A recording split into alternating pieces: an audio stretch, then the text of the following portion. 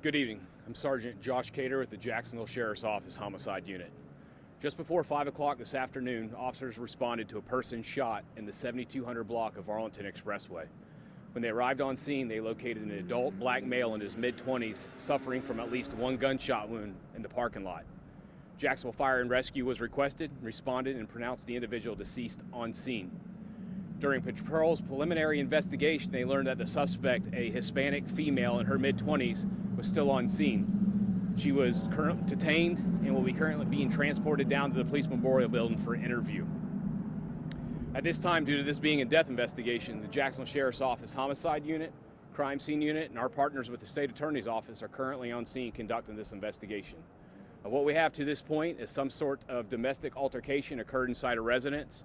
During that altercation, the female shot the male victim, ultimately killing him. At this time, we are trying to determine the motive, and we'll learn that once we transport her down to the Police Memorial Building.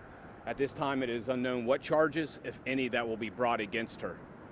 We are asking, as always, the community, if you have any additional information that could aid us in this, to please come forward by contacting JSO's non-emergency number, 904-630-0500.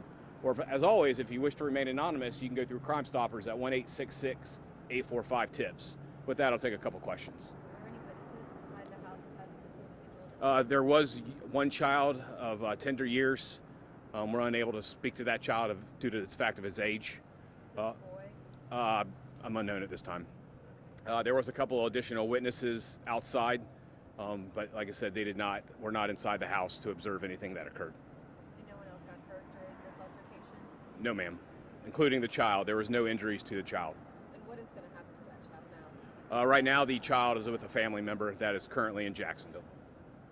Have there been any other known calls to this location about anything domestic? That is unknown at this time.